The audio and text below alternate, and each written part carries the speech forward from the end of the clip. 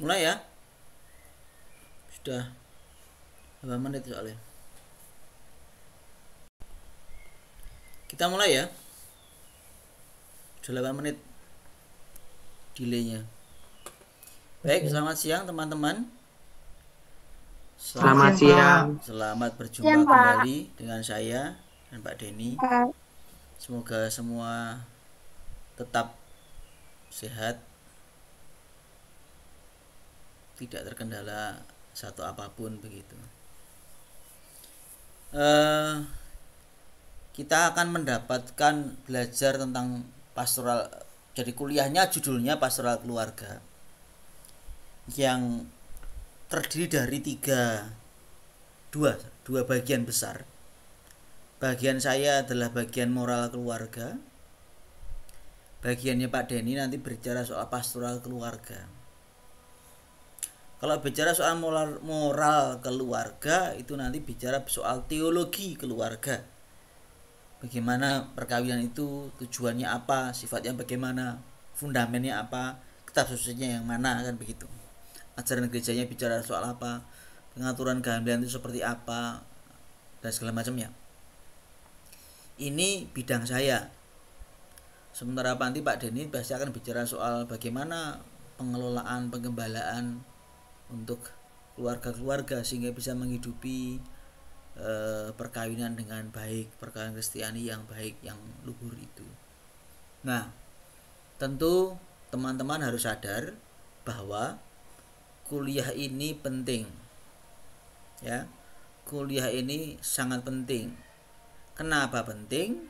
Karena di kehidupan menggereja masalah perkawinan ini sangat banyak. Jadi yang namanya tribunal gereja, hakim-hakim gereja, itu kebanyakan tumpuan kasusnya adalah tumpuan kasus tentang perkawinan. Artinya Anda harus siap bahwa di tengah masyarakat menjadi katekis, problem yang harus Anda dengarkan, harus Anda hadapi, dan juga mungkin Anda bantu mencari solusinya adalah problem-problem perkawinan. Maka saya berharap sungguh bahwa kuliah ini dengan saya dan Pak Denny, ditambah nanti kuliah hukum perkawinan, itu betul-betul Anda kuasai. Karena apa? Karena disitulah nanti Anda bisa menjawab, bisa melihat duduk masalah dari berbagai macam problem yang ada dalam hidup keluarga. Kalau sekarang Anda sudah ada di semester 5, sudah ambil PPL lingkungan meskipun terbatas, lalu nanti sedang berproses untuk ambil PPL di stasi, moga-moga itu semua nanti dimasukkan, diproseskan dalam perkuliahan kita. Itu catatan awal dulu Pak Denny tentang kita ini kuliahnya apa dan bagaimana, sebelum kita nanti masuk metode pembelajaran dan juga jadwal-jadwalnya dan tugasnya. Ya, tentu sudah jelas disampaikan oleh Pak Resto terkait dengan bagian awal dari kuliah ini. Sekali lagi, kuliahnya memang pengantar pastoral, pengantar pastoral, pastoral keluarga. Pengantar pastoral semester 1 ini sudah masuk pastoral keluarga. Jadi memang saya rasa teman-teman semua sudah juga menemukan beberapa permasalahan dalam keluarga, di lingkungan ataupun di stasi. Lalu saya berharap juga teman-teman selain dari pengalaman di lingkungan, di stasi, bisa juga melihat dari apa yang ada di sekitar Anda terkait dengan situasi yang dihadapi oleh keluarga-keluarga, secara khusus adalah keluarga-keluarga Katolik. Supaya apa? Tadi disampaikan oleh Pak Resto, supaya kuliah ini menjadi hidup, lalu sudahnya menjadi hidup, lalu apa yang teman-teman pelajari merupakan pengalaman-pengalaman yang memang dekat dengan kehidupan. Meskipun pembahasan, meskipun teori-teori yang digunakan bukanlah teori-teori yang terupdate, jadi begitu, seperti mungkin ada ajaran gereja, reksa pastoral, maupun juga terkait dengan persiapan perkawinan dan sebagainya. Namun ketika dipertemukan dengan situasi yang dihadapi oleh berbagai keluarga, nah, permasalahan-permasalahan itu saya rasa juga tetap bisa dipandang, dilihat, atau dibantu menyelesaikannya dengan apa yang muncul dalam ajaran-ajaran gereja, mungkin sudah lama dan sebagainya, namun tetap kontekstual. Jadi jangan sampai apa yang nanti teman-teman katakan teorinya lama-lama, namun sebetulnya ketika sungguh-sungguh dilihat, sungguh-sungguh dipelajari, ternyata meskipun teorinya lama, kajiannya lama, namun itu menjawab permasalahan situasi yang ada saat ini juga terkait dengan permasalahan keluarga. Jadi itu tambahan dari saya. Ini itu Pak Resto. Ya. Ya, terima kasih Pak Deni. Jadi ini kuliah yang penting ya, jadi jangan sampai Anda miss apapun. Jangan sampai Anda miss, karena nanti kalau Anda sesuatu yang poin-poin yang hilang, Anda akan gagap nanti. Ada bahaya bahwa Anda gagap, nggak ngerti masalahnya ketika nanti berhadapan dengan masyarakat. Apalagi di semester 6 ya, ke depan ya. Anda akan magang 6 bulan. Itu bukan waktu yang pendek. 6 bulan itu waktu yang cukup panjang, dan Anda akan berhadapan dengan realita yang konkret memang. Dan mungkin orang akan datang kepada Anda sebagai calon katekis, mengeluh kepada Anda, bercerita tentang keluarganya. Nah, ini siap harus Anda hadapi. Maka kuliah ini akan membantu Anda memberikan basic. Tentu ya basic ya, bukan improvement ya. Basic bagaimana cara pandang teologis, cara pandang pastoral berhadapan dengan hal-hal yang ada dalam hidup keluarga. Itu. Nah, paruh semester pertama nanti dengan saya, lalu paruh semester kedua dengan Pak Deni. Jadi jatah saya itu di pertemuan 2, 3, 4, 5, 6, 7 sampai 8 sampai ujian tengah semester. Lalu Pak Deni nanti setelah tengah semester 9 dan seterusnya sampai pertemuan ke-16. Jadi kalau ngomong nilai, berarti nilai saya 50%, jatahnya Pak Deni juga 50%. Nah, apa yang akan terjadi dengan paruh semester pertama dengan saya? Yang jelas saya sekarang mengacu pada pola pendidikannya Paulo Freire, bahwa pendidikan itu bukan indoktrinasi, bukan saya mengajar lalu Anda mendengarkan lalu menghafal apa yang saya omongkan, apa yang saya jelaskan. Karena praktis itu semua akan dilupakan dalam waktu 1 minggu, bahkan mungkin 2 hari aja sudah lupa begitu ya. Paulo Freire mengatakan bahwa pendidikan itu memampukan peserta didik untuk mengkonstruk kembali, merefleksikan kembali, melihat kembali pengalaman-pengalaman, hal-hal yang dimiliki oleh peserta didik. Baru konstruk itulah nanti akan membantu Anda semua, kita semua untuk berproses dalam perkuliahan. Maka selama setengah semester saya tidak akan ngajar. Saya hanya akan menjadi moderator dalam diskusi begitu. Lalu setiap kali Anda mau kuliah dengan saya, maka Anda harus menonton video pembelajaran saya. Sudah saya kasihkan linknya di Moodle. Bukunya sudah ada. Silahkan dilihat, ditonton, dibaca ya. Bukan pilihan loh ya, bukan pilihan menonton saja enggak, tapi melihat video dan membaca. Mendengarkan video dan membaca. Lalu setelah itu setiap orang harus membuat catatan kritis, refleksi, mengkorelasikan apa yang saya ajarkan dalam pembelajaran itu dengan dalam video itu, juga bacaannya, dengan apa yang Anda alami, apa yang Anda pikirkan. Itulah mengapa pengalaman Anda menjadi penting, experience. Tapi juga pengalaman berbentuk teori juga penting.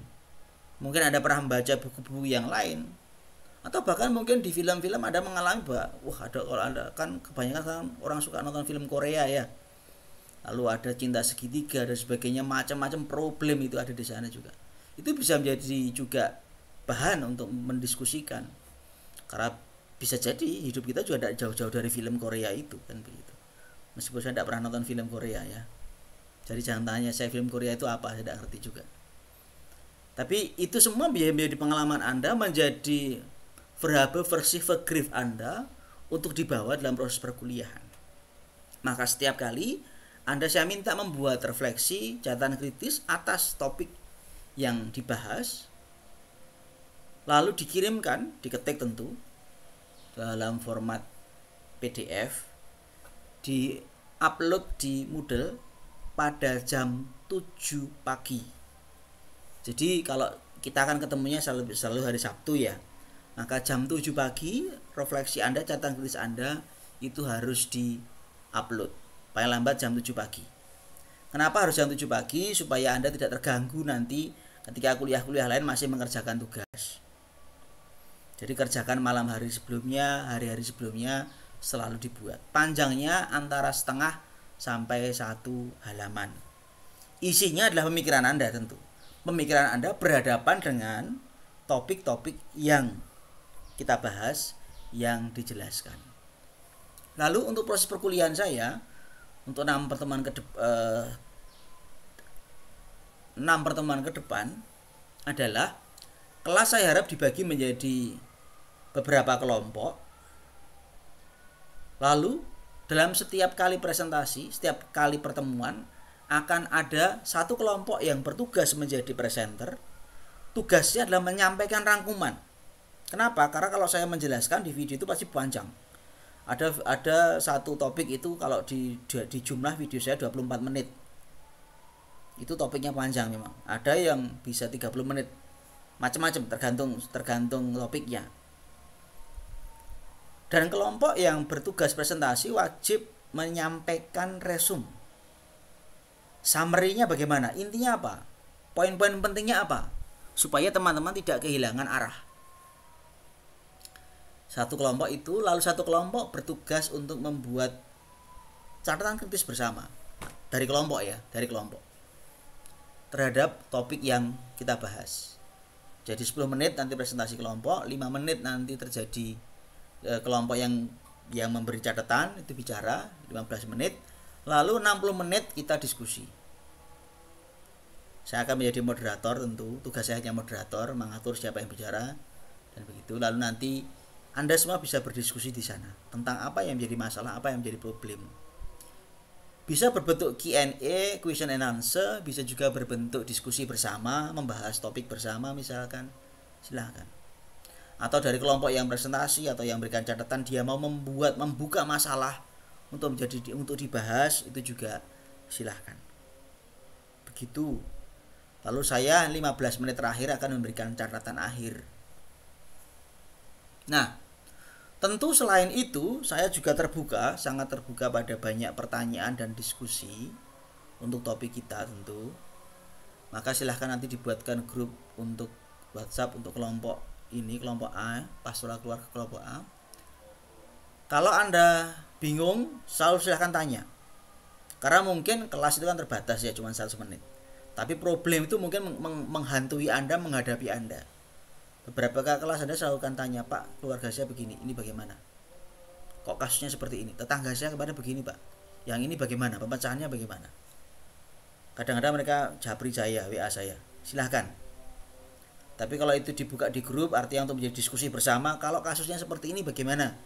Kita menangannya seperti apa? Ini sebenarnya dasarnya apa? Nah, itu silahkan nanti kita bisa diskusi bersama di WhatsApp grup itu. Semakin banyak masalah yang muncul, semakin banyak pertanyaan yang muncul, semakin banyak diskusi yang muncul, menurut saya ini makin baik.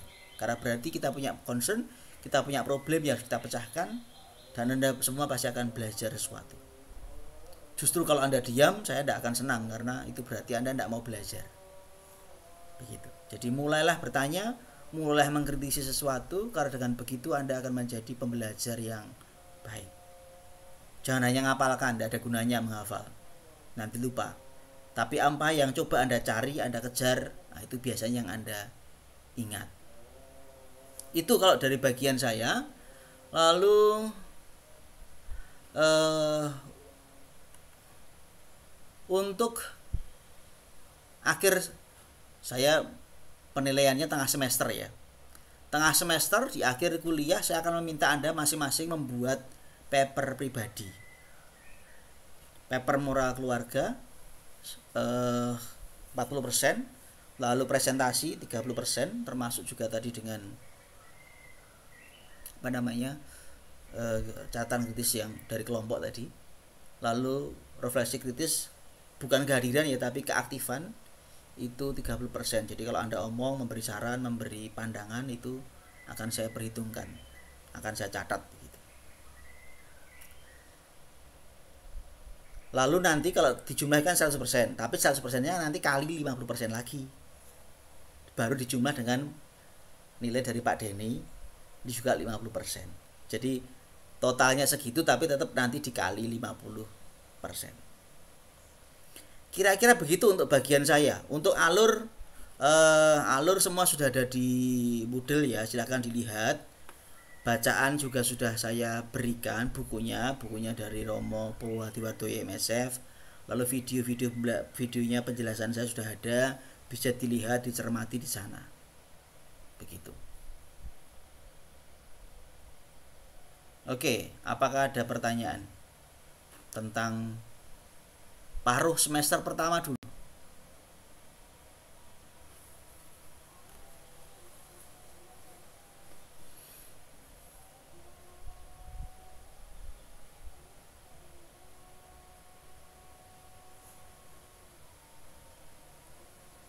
Silahkan kalau mau bertanya untuk yang paruh semester pertama sampai UTS.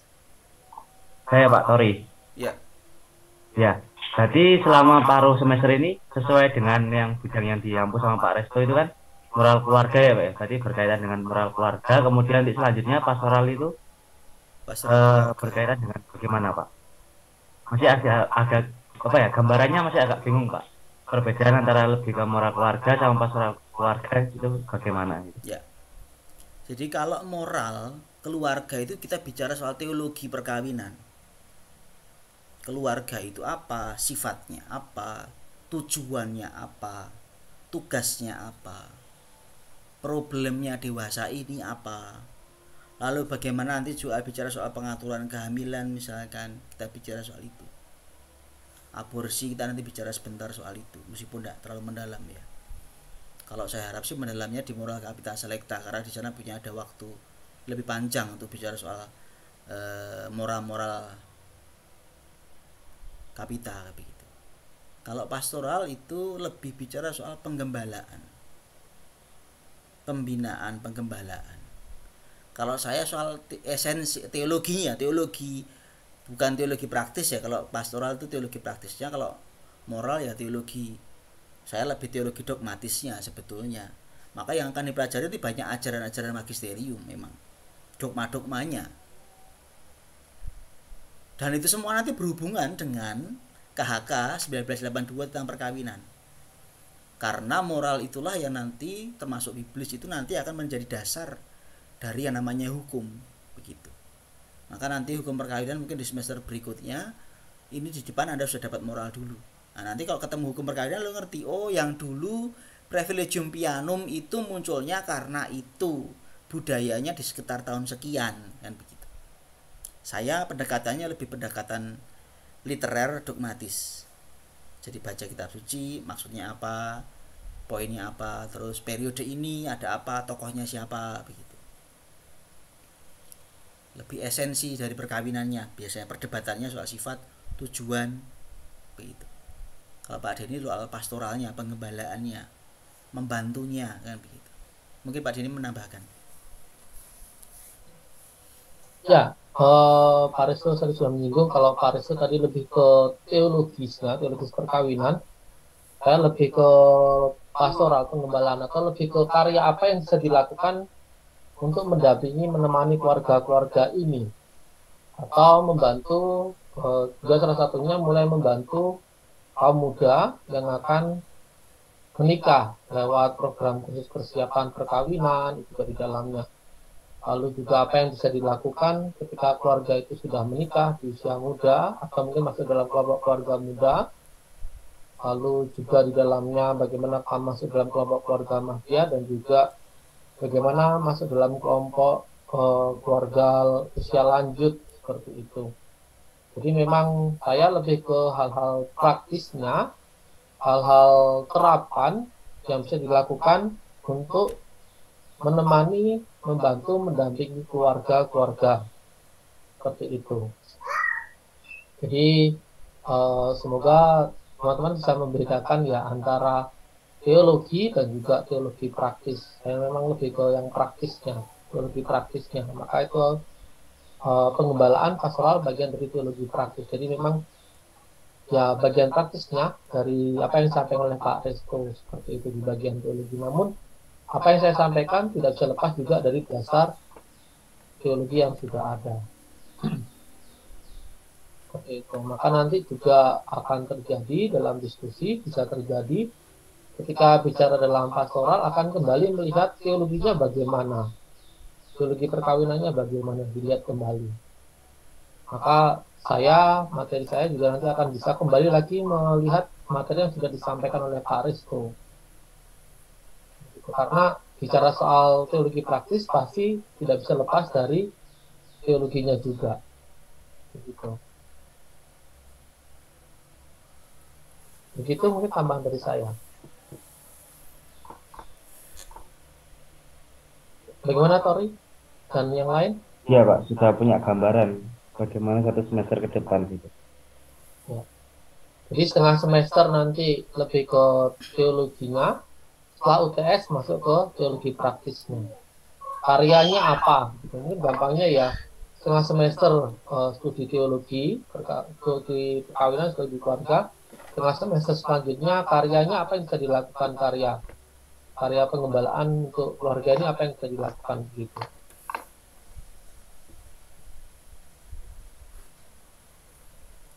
Ada lagi yang lain? Yang lain? Pak, izin bertanya Pak, Silakan. apa suara saya jelas Pak? Jelas. Jelas. Untuk kelompoknya ini Pak Resto yang membagi atau ketua kelas yang membagi Pak? Lalu yang kedua itu kelompoknya mau 5 kelompok atau berapa Pak? Terima kasih. Ya, untuk kelompoknya teman-teman yang bagi sendiri ya, sudah gede-gede. Nanti kalau saya yang bagi kelamaan nanti konfliktualnya terlalu banyak. Anda lebih tahu situasi Anda. Dibagi menjadi 6 kelompok untuk dengan saya, supaya jatah presentasinya kan 6 kali. Ketemuan kita ngomong topiknya 6 kali, ya 6 kali. Jadi mulai minggu depan Anda sudah mulai presentasi, mulai diskusi, gas ya. Soalnya Anda sudah semester 5. Kalau semester 1 saya kasih tenggat pertemuan ketiga mulai. Kalau sekarang ya enggak lah. Langsung pertemuan kedua start. Begitu. 6 kelompok. Siap. Nanti dibagi 2 tugas. Kapan dia presentasi, memberikan resume, kapan dia memberikan catatan kritis begitu.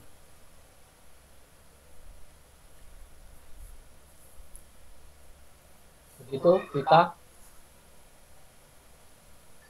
Yang lain? Ya Pak, terima kasih.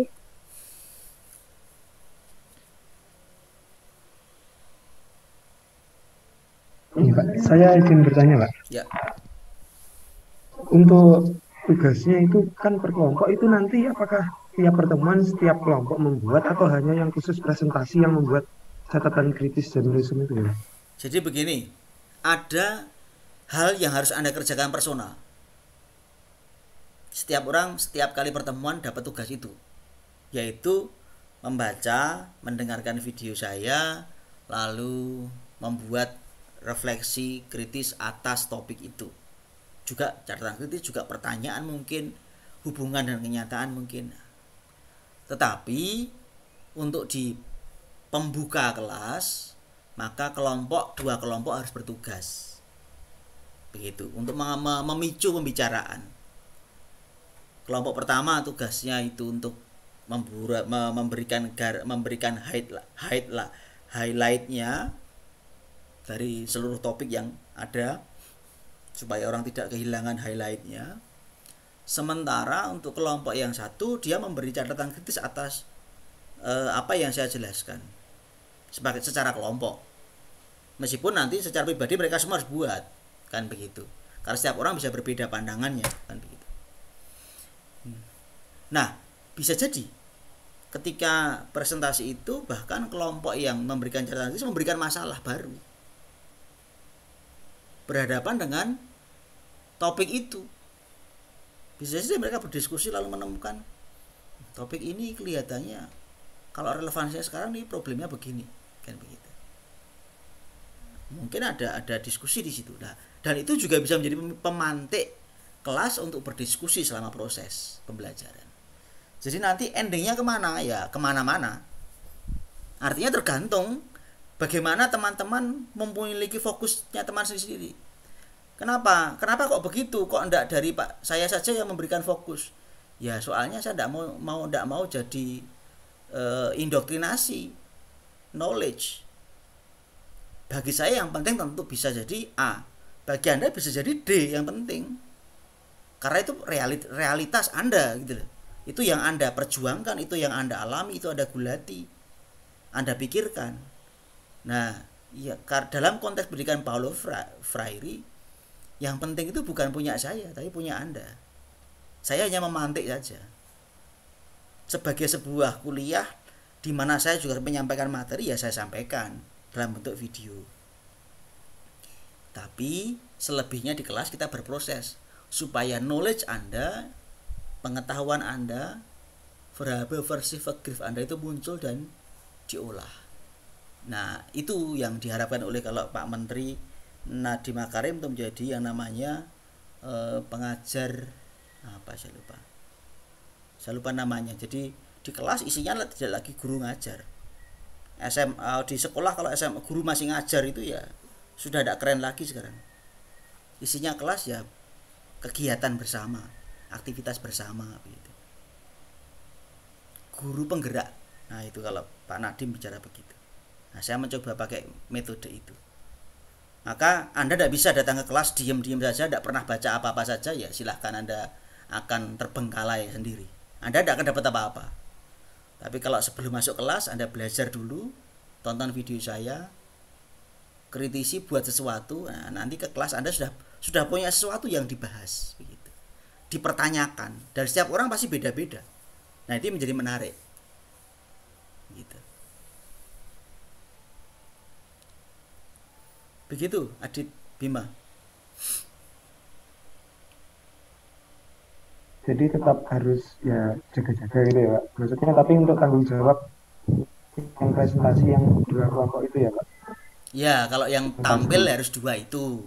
Tapi yang lainnya semua harus buat, bukan jaga-jaga lagi. Dalam pembelajaran seperti ini tidak ada lagi istilah jaga-jaga, semua harus buat. Semua harus baca, semua harus belajar. Kalau Anda mau mendapat manfaat tinggi dari kuliah ini, belajar sebelum ikut kuliah. Kalau tidak begitu ya sudah, Anda akan tertinggal. Anda tidak akan ngerti konteksnya apa.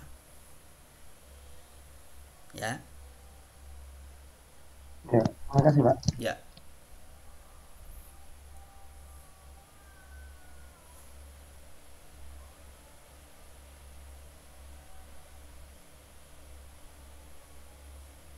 Yang lain? Cukup jelas? Jam 7 pagi waktu Indonesia Barat, ya. Harus dikumpulkan. Ya, ada satu pertanyaan lagi Pak. Ya.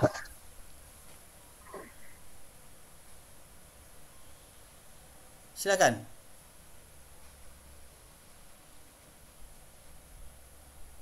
Sinyalnya agak error. Ya Pak. Oke, yuk. Ini mengenai UTS Pak, itu kan membuat paper ya Pak, paper pribadi itu nanti untuk temanya Bebas. apakah bebas? Bebas. Oh, ya. Yang penting tentang problem moral keluarga ya. Tentang keluarga. Ada banyak problem bisa Anda bahas. Bisa Anda kulik. Bisa ambil satu aja misalkan. Bagaimana kalau gereja omong bahwa perkawinan itu tujuannya untuk punya keturunan.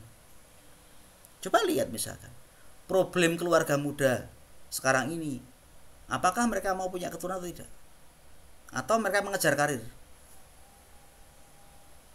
Pada strata tertentu Anda bisa melihat bahwa ada orang-orang yang lebih mengejar karir daripada punya anak.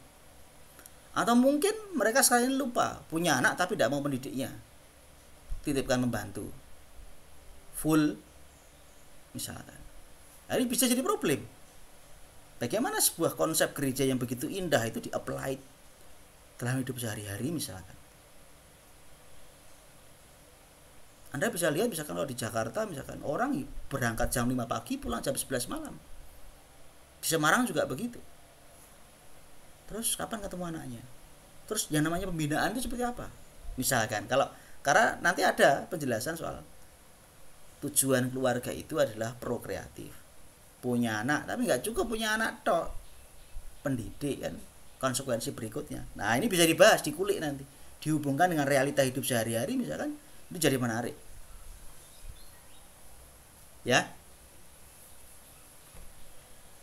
Baik, Pak. Terima kasih, Pak. Ya, Saya Pak mau bertanya Pak, silakan Andi. hendak melanjuti dari pertanyaan Jema tadi itu minimal halaman papernya sebanyak berapa Pak? Oh, ada 8 katakannya itu apa? 8 halaman, spasi 1/4 sampai 1,5, font Times New Roman 12, margin 2,5 kanan kiri atas bawah. Jangan font 14, jangan ada spasi di atas 1,5 atau spasi double 2, no. Fontnya itu 12 pasti. Times New Roman sudah tidak usah negosiasi. Font-font yang lain, karena font lain ada yang gede-gede soalnya. Arial itu gede itu. Nanti hemat kata Anda, tidak usah. Dikumpulkan PDF ya di Moodle. Nanti saya baca dari sana. Jadi tidak perlu di print. Oke Pak, terima kasih. Jelas Pak. Bulannya November supaya saya punya waktu untuk baca. November tengah gitu. Belum saya tulis di agenda tapi saya perkirakan nanti November tengah saja, karena UTS-nya kan nanti Oktober tengah. Nah, kuliah saya kan baru selesai Oktober tengah, berarti papernya saya beri waktu sampai November, nanti November sampai Desember saya bisa reading paper Anda. Lalu UAS selesai saya sudah bisa kasih nilai kan begitu. Jangan Desember, pokoknya tidak akan Desember untuk paper saya. Desember untuk mata kuliah yang lain. Oke, ada pertanyaan? Kalau ada gantian Pak Denny. Nanti mungkin masih ada elaborasi di belakang pertanyaan-pertanyaan lain mungkin. Silakan Pak Denny. Ya, terima kasih Pak Resto. Nanti kalau ada yang kurang jelas dari pertanyaan Pak Resto bisa dilanjut setelah ini lagi. Sambil pikir-pikir ada pertanyaan atau tidak. Ya, kalau dari saya tadi Pak Resto sudah menyampaikan untuk tengah semester, saya akan melanjutkan dari materi Pak Resto. Jadi teman-teman bisa lihat di Moodle nanti ya, terkait dengan RPS, rencana pembelajarannya. Untuk tengah semester pertama, ini adalah materinya Pak Resto, teman-teman bisa lihat materinya apa saja. Ada di sana semua, bisa dilihat. Lalu pertemuan 1 apa, pertemuan 2 apa, pertemuan 3 apa. Terus pertemuan 4, materinya apa, 5, 6, dan seterusnya. Terus pertemuan 7.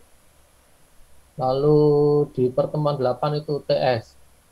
Nah, selanjutnya setelah UTS Anda akan bertemu dengan saya untuk melanjutkan dari apa yang sudah disampaikan oleh Pak Resto, namun dalam kacamata yang berbeda, yaitu lebih pada bagaimana pengembalaan itu.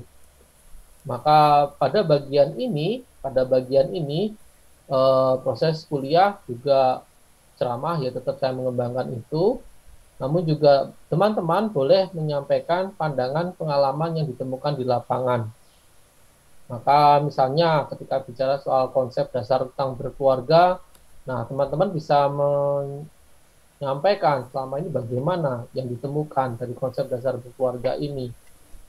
Lalu juga bicara soal peranan keluarga Kristen, reksa pastoral bagi keluarga Kristiani, dan seterusnya. Lalu pertemuan 12 itu membahas soal dinamika kehidupan keluarga, mulai dari keluarga muda sampai dengan keluarga lansia, bagaimana dinamika kehidupannya, gambaran kehidupannya, seperti itu. Lalu di pertemuan 14 ada materi kursus persiapan perkawinan, karena ini salah satu bagian dari reksa pastoral untuk persiapan hidup berkeluarga. Jadi ini penting, makanya disampaikan di pertemuan 14 juga, bagian dari pastoral mata kuliah ini.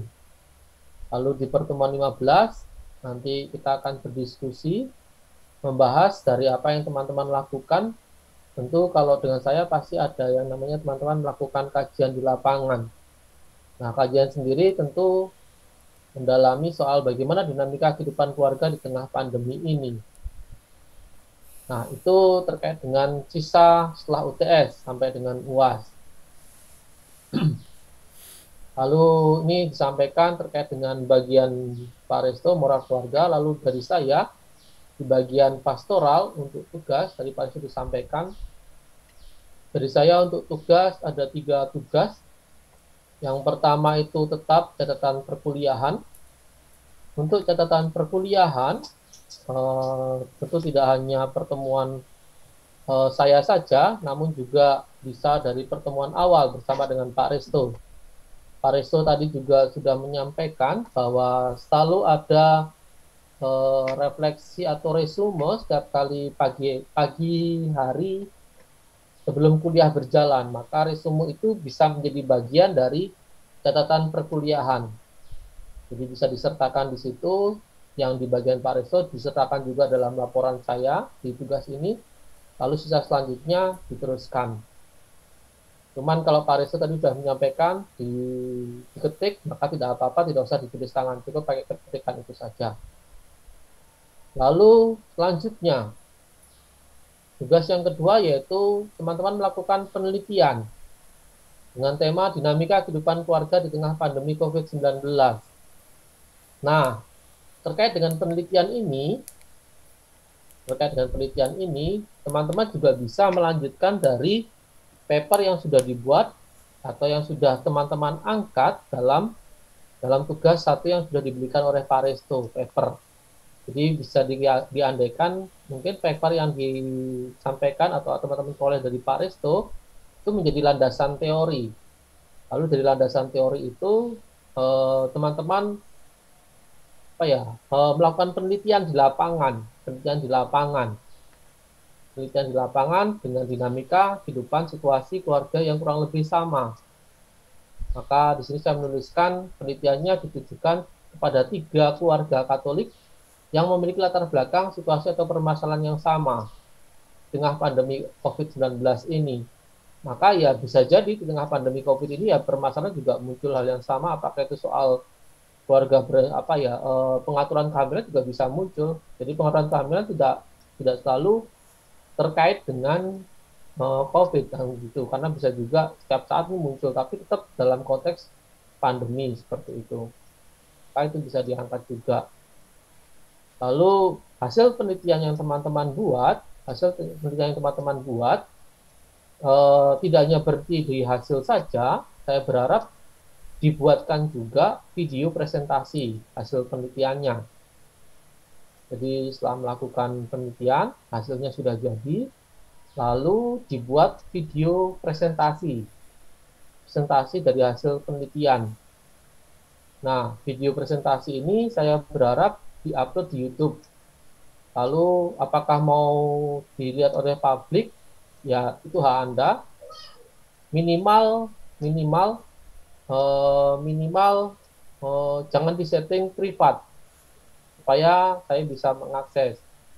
Saya lebih cenderung ke YouTube supaya memudahkan untuk mengakses. Kalau di Instagram dan sebagainya biasanya kesulitan untuk mengakses. Jadi saya lebih menyarankan ke YouTube. Apakah harus YouTube sendiri? Tidak, bisa memakai YouTube teman. Yang penting linknya adalah link tugas teman-teman. Untuk videonya sendiri tidak usah terlalu panjang, 5-10 menit sudah cukup. Lalu kalau bicara soal video mungkin ya 6-7 slide itu sudah cukup. Satu slide 1 menit begitu sudah cukup. Misalnya ada cover, slide kedua itu bicara tentang latar belakang, slide ketiga bicara rumusan masalah, seperti itu rumusan masalah, tujuan penelitian, lalu slide ketiga metode penelitian, slide slide ketiga itu apa tadi tujuan penelitian, slide keempat sudah bisa masuk di pembahasan hasil penelitian, slide kelima bisa masuk ke kesimpulan seperti itu. Jadi memang tidak usah terlalu banyak slide, karena memang tujuannya sebenarnya apa sih yang teman-teman lakukan, hasilnya apa. Kalau mau tahu lebih banyak ya harus baca papernya kembali gitu. Lalu untuk video sendiri dikumpulkan di link dalam bentuk link begitu ya. Link di mana linknya bisa disertakan dalam laporan penelitian itu. Dikumpulkan paling lambat tanggal 21 November 2021. Jadi bisa sekalian dengan punya Pak Risto, mungkin di paper Pak Risto adalah landasan teori. Di tempat saya dari landasan teori juga bisa dimasukkan kembali sebagai dasar untuk pembahasan dari hasil penelitian yang teman-teman lakukan. Sehingga sebetulnya bisa sekaligus mengerjakan satu laporan, tapi sebetulnya bisa diajukan untuk 2 penilaian juga seperti itu. Kalau teman-teman bisa mendesain, bisa melihat apa yang mau didalami, maka ini bukan tugas yang selesai 1 hari 2 hari, maka harus dipikirkan dengan matang. Lalu tugas yang ketiga ya, dari saya yaitu biasa membuat portofolio. Jadi portofolio bagian 1 ringkasan perkuliahan itu dari perkuliahan saya ketika bertemu dengan saya dan juga bertemu dengan Pak Risto bisa disertakan di sana. Lalu bagian 2 laporan hasil penelitian dan juga di sini harus juga beserta dengan link untuk video presentasi. Lalu bagian ketiga ada materi lain dari kuliah pastoral keluarga, apakah itu hasil diskusi kelompok, presentasi kelompok, ketika sesi dengan Pak Risto kah, atau sesi bersama dengan saya, ya dipersilahkan. Lalu bagian keempat, membuat refleksi atas perkuliahan dan rencana tindak lanjut. Lalu semua laporan dikumpulkan di Elvina dalam format file PDF. Itu kalau penilaian saya dengan Pak Risto sama. Untuk pembobotan bagian saya yang di bawah ini tadi Pak Risto sudah menyampaikan dari pembagian 100% tadi dikali 50%. Kalau saya langsung untuk portofolio bobotnya 24%, untuk hasil penelitian bobotnya 26%. Jadi begitu. Jadi 50% di saya dihitung dengan cara portofolio 24%, hasil penelitian 26%. Nah, semuanya lalu digabung dan nilainya Pak Risto, lalu tambahkan dengan nilai dari Pak Risto, lalu itulah nilai final. Itu dari bagian saya rasa. Ini sumber-sumber buku yang bisa dipakai jadi bahan bacaan. Saya rasa itu dari saya. Mungkin ada yang mau ditanyakan.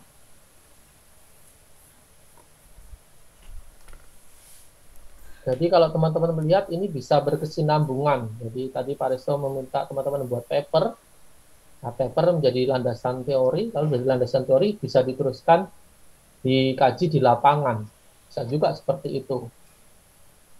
Lalu hasilnya ya memang kembali lagi, kalau memang seperti itu tentu akan menjadi lebih kontekstual. Atau malah bahkan paper dari Pak Risto juga bisa dilengkapi dengan hasil penelitian di lapangan Anda. Ini memang jadi lebih kontekstual, maka kuliah ini ya sekali lagi menjadi kuliah yang kontekstual karena tidak hanya belajar soal teori saja, teologi saja, namun juga harus bertemu dengan keluarga. Gitu. Kalau memang kesulitan bertemu dengan keluarga, teman-teman bisa melakukan voice call ya. Bukan voice call, voice note juga bisa untuk wawancara bisa. Jadi jangan mengatakan Pak pandemi nggak bisa ketemu.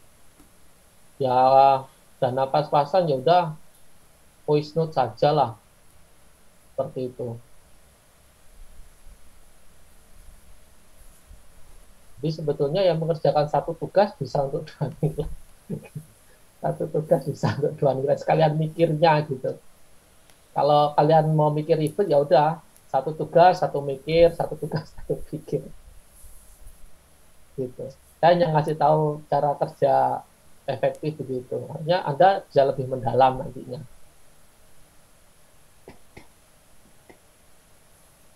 Ada pertanyaan? Saya lagi, Pak. Ya, Berarti untuk buku referensinya itu KHK, jadi bisa, Pak? KHK atau lainnya itu buku referensi kami. boleh, boleh. Boleh. Ya, yang penting ya memang kontekstual ya. Dan sampai bahas hukum gereja pakai yang lain. Kalau KHK itu acuan nih. Kitab suci itu juga acuan, tapi problemnya adalah penafsirannya. Jadi harus hati-hati betul. Jadi kitab suci ya KHK itu kan masalahnya itu masuk magisterium gitu. Itu masuk bagian magisterium. Jadi tentu Anda harus membaca kembali basic-basic yang lain, ajaran-ajaran yang lain, tokoh-tokoh teologi yang lain untuk menjadi dasar. Saya sendiri tidak suka terlalu legalis, karena Anda sudah dapat pengantar hukum gereja. Belum, Pak. Semester ini dapat, Pak. Semester ini baru dapat. Nah, nanti Anda akan dijelaskan soal di manakah hukum itu dalam konteks hidup menggereja. Yang basic itu Lumen Gentium atau kitab suci Lumen Gentium atau KHK. Ya yang basic ya kitab suci Lumen Gentium. KHK membantu supaya orang bisa menghidupi apa yang ada dalam kitab suci, dokumen konsili dan sebagainya. Begitu. Kalau dulu di semester 1 saya omong norma itu bagaimana sih dalam hidup menggereja. Saya pernah omong soal itu, moga-moga masih ingat. Jadi jangan terlalu legalis lah. Ya kita beda dengan orang Eropa ya. Orang Eropa itu kalau ngomong aturan ya aturan begitu. Sementara orang Indonesia kadang-kadang tidak begitu. Jadi kita belajar KHK nanti, belajar hukum, tapi hukum itu tidak pertama-tama untuk menghakimi orang. Itu yang harus catatan. Bukan untuk menghakimi orang, tapi untuk membantu orang, membantu supaya dia bisa menghidupi imannya dengan baik. Jadi kalau acuannya terlalu banyak KHK itu bagi saya menjadi tidak fair, karena Anda menjadi terlalu legalis. Begitu. Opo-opo pengen aturan. Nah ini bahaya. Orang Katolik nanti tanyanya aturannya gimana? Ya kan nanti akan ada diskusi. Orang yang kalau sudah masih menikah tidak bercerai ya. Tapi mereka sudah tidak hidup bersama dan tidak saling menyayangi lagi, masih ada pernikahan lagi di situ. Itu pertanyaan moral itu. Kalau hukum jelas dia masih terikat perkawinan. Tapi misalkan kalau ternyata dia kawin lagi secara sipil, bagaimana? Itu hukum bicara nanti. Tapi pertanyaan moral beda lagi. Pertanyaan pastoral bukan ini boleh tidak boleh, menurut saya enggak. Kalau pastoral pertanyaannya adalah bagaimana membantu umat beriman supaya dalam keterbatasannya dia bisa menghidupi imannya dengan baik dalam keluarganya yang mungkin retak kan begitu. Jadi memang KHK itu gampang sekali ya, kan hitam putih ya, hitam putih. Tapi kalau kita hanya hitam putih saja, lalu bagaimana kita membantu orang lain? Itu kalau catatan saya Pak Dede. Jadi boleh pakai KHK, tapi sekali lagi KHK itu adalah hukum, aturan, dan aturan itu selalu berbau hitam putih. Gitu. Tapi kita ini human, dan KHK dimaksudkan untuk membantu orang supaya hidup beriman dengan baik. Jadi bukan hidup untuk aturan, tapi aturan membantu supaya saya boleh berkembang dalam iman. Itu yang harus dipahami. Jadi boleh tetapi tentu harus ada catatan ya, jangan sembarang-barang semuanya pakai KHK, apa-apa semua pakai KHK. Wow, itu kan. Lalu hidup nanti ada jadi tokoh masyarakat, hidupnya lalu dilihat dari KHK. Umat semua itu nanti, umatnya. Kan begitu.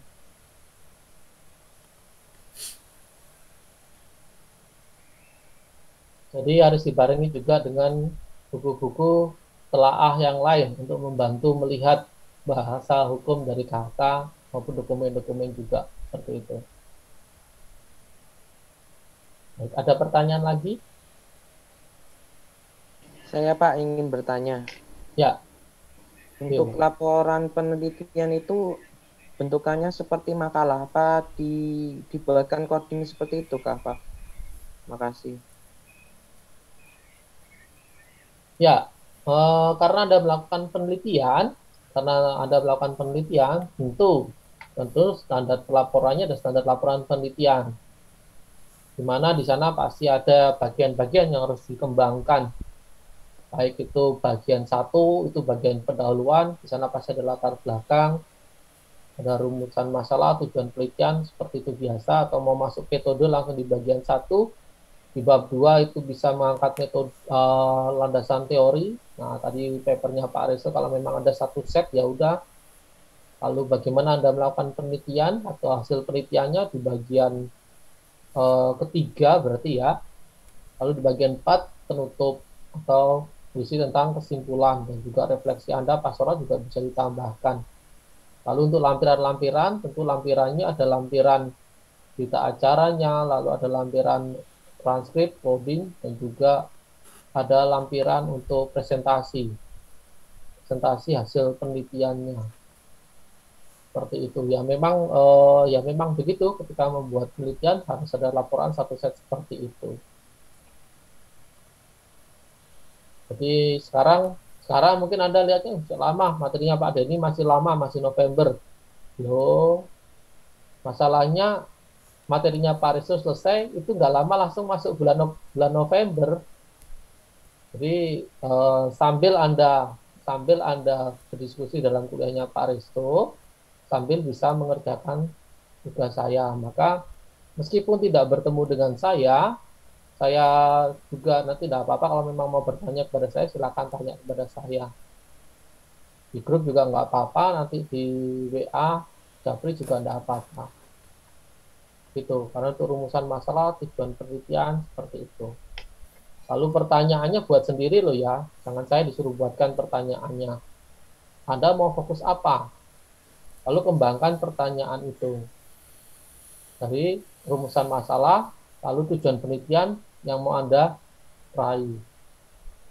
Seperti itu. Begitu, Dio? Dan yang lain? Ya, baik Pak, terima kasih. Oke.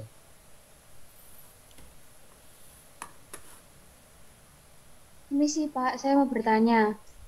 Ya, silakan, Baby. Terkait tadi pertanyaan kan yang kita membuat kan Pak. Nah, sebelum kita mengeluarkan pertanyaan itu terhadap responden, maka apa bisa kalau misal berkonsultasi dengan Bapak dahulu, Pak, bagaimana saya buat pertanyaan ini, nanti akan saya bagikan ke responden, karena takutnya nanti ada beberapa pertanyaan yang saya buat itu tidak tepat begitu Pak. Jadi apa boleh konsultasi atau bertanya kepada Bapak sebelum pertanyaan itu siap jadi? Makasih Pak. Oke, boleh. Tadi sudah saya sampaikan boleh dikonsultasikan. Namun jangan hanya pertanyaan saja loh ya. Harus ada judulnya, minimal judul, rumusan masalahnya apa, tujuan penelitiannya apa, baru pertanyaannya apa, minimal ada itu. Jangan tiba-tiba Pak pertanyaan saya ini judulnya apa, rumusan apa, tujuannya apa, saya tidak nangkep, tiba-tiba ada pertanyaan datang gitu. Karena ini pastikan satu kesatuan antara judul, rumusan masalah, tujuan penelitian, itu kan satu kesatuan. Jadi begitu ya, jangan hanya kirim pertanyaannya saja tanpa ada bagian sebelumnya. Ya, baik Pak, terima kasih. Ya, sama-sama. Ya Pak, saya juga ingin bertanya Pak. Ya, terima. Ini kan kepada respondennya itu kepada 3 keluarga. Nah, ini 3 keluarga itu yang dimaksud apakah respondennya harus menyangkut 3 unsur bapak, ibu, anak atau boleh hanya mengambil salah satu begitu, Pak? Oke, 3 keluarga itu yang namanya keluarga itu bukan anggota keluarga loh ya. Maaf, jadi ya memang 3 keluarga. Jadi ya gampangnya ialah 3 kakak gitu loh. Kalau bahasanya Iya, pakai tapi maksud saya apakah harus dengan satu kakak itu maksudnya ibu, bapak, anak diwawancari semua atau boleh hanya perwakilan begitu, Pak? oh ya boleh perwakilan, maka tergantung konteks yang ingin Anda dalami begitu. Jadi perwakilan saja boleh, perwakilan dari keluarga itu boleh. Baik, Pak. Terima kasih, Pak. Ya, Pak, saya mau bertanya juga Pak. Sebelum tersesat di jalan saya mau bertanya. Tadi di tempat yang kedua connecting Pak, enggak, suaranya enggak jelas tadi. Ini tugas penelitian ini perorangan ya Pak, bukan kelompok ya? oh ya, tugas penelitian ini tugas perorangan. Oh ya Pak, terima Ya, kasih. ya ini tugas perorangan.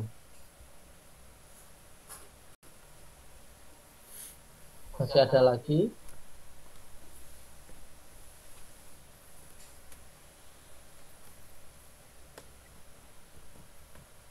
Jadi mungkin saya berharap teman-teman tidak terlalu bisa membagi ya fokus, artinya ketika dengan saya, wah Pak Denis yang penting fokus taruh penelitiannya gitu, atau fokus di penelitiannya.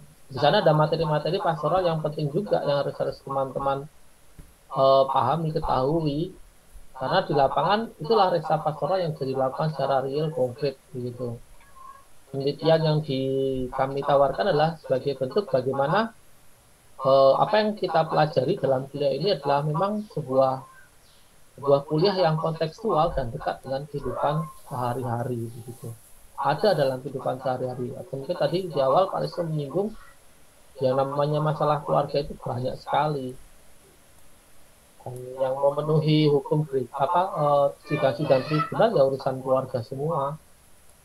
Jadi memang banyak, dan seringkali yang kalau sampai masuk tribunal sudah dalam arti tertentu ya sudah masuk dalam taraf kronis, sudah tak bisa lagi, tidak ada solusi ya masuk ke tribunal. Namun bagaimana dalam konteks penggembalaan jangan sampai langsung ke tribunal dulu, tapi harus ada proses penggembalaan. Gitu.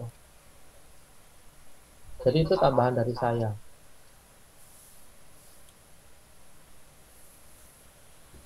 Ada?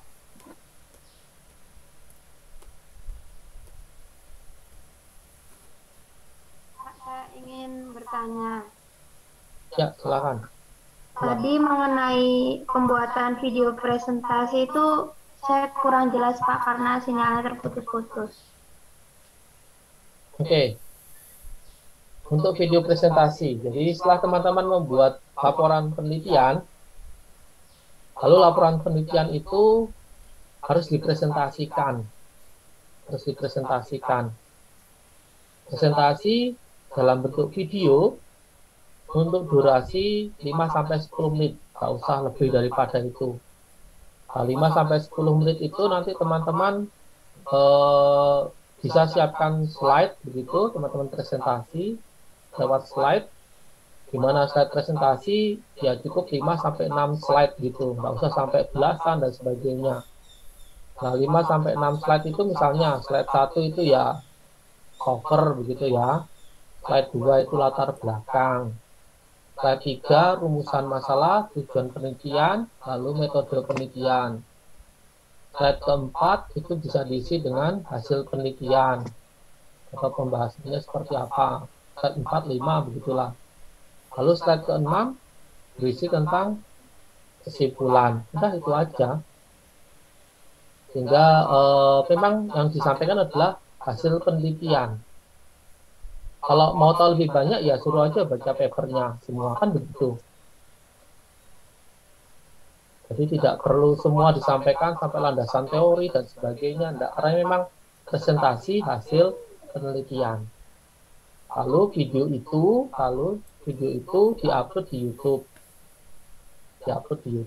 Lalu linknya dimasukkan di laporan hasil penelitian di bagian lampiran. Linknya begitu, lalu saya klik, saya pasti masuk kalau di YouTube. Kalau Instagram, beberapa kali saya kesulitan. Ya bisa jadi kesulitan karena passwordnya adanya di HP, tapi bukanya pakai laptop, belum sinkron. Apakah nanti yang penting videonya jangan di privat ya, jangan di privat. Tidak publik juga tidak apa-apa, masih bisa diakses. Tapi kalau privat saya pasti tidak bisa akses. Mau pakai YouTube-nya punya sendiri kah, punya teman kah, punyanya rentalan kah, terserah. Yang penting jangan dihapus sampai terbaca. Itu Bulan. Oke. Ya Pak, terima kasih. Ada lagi?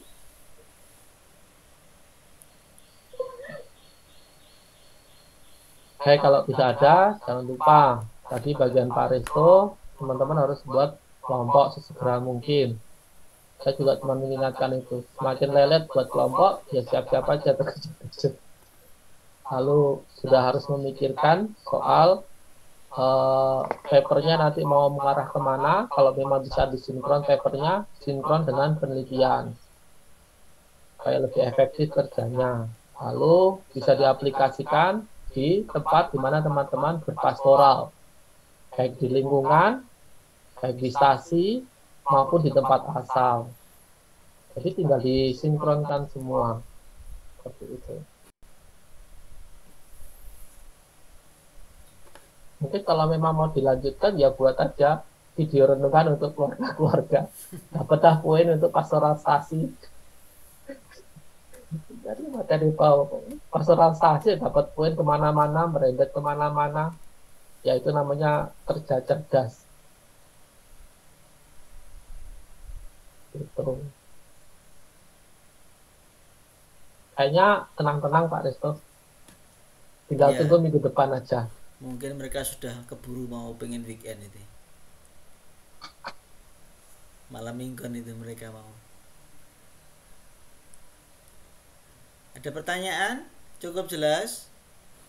Cukup Pak, di perjalanannya kalau kurang jelas baru tanya lagi lah. Ya. Oke. Kalau sudah ya sudah. Sabtu depan langsung start presentasi kelompok, catatan dari kelompok, refleksi kritis masing-masing orang harus siap. Video sudah saya buat, tinggal dilihat. Oke? Lemes semua. Dalam sejarah kuliah ini jarang ada yang ngantuk. Dalam sejarah begitu.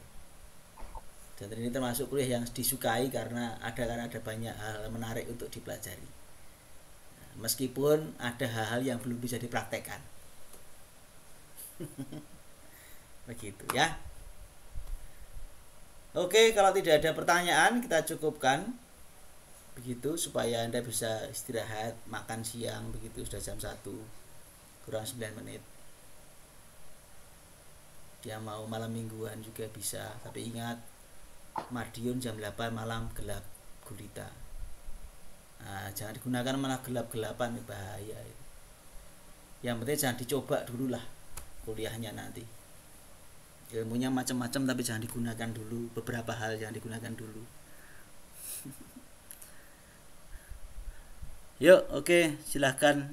Atau kita tutup doa dulu. Siapa ya? Gregorius Edwin. Yuk, biar doa supaya wajah kelihatan. Yuk. Ya. Pak Resto, Pak Denny, dan teman-teman, sebelum kita mengakhiri kegiatan kita pada siang hari ini, marilah kita tutup dengan doa. Dalam nama Bapa dan Putra dan Roh Kudus. Amin. Allah Bapa yang penuh kasih, terima kasih atas berkat dan perlindungan-Mu dari perkuliahan kami hari ini, dari awal hingga akhir perkuliahan kami hari ini. Kiranya kedepannya kami dapat berproses perkuliahan bersama Pak Resto hingga UTS dengan sebaiknya. Lindungilah kami dan jagalah kami dalam kegiatan kami selanjutnya. Namamu kami puji, kini dan sepanjang segala masa. Amin. Amin. Dalam nama Bapa dan Putra dan Roh Kudus. Amin.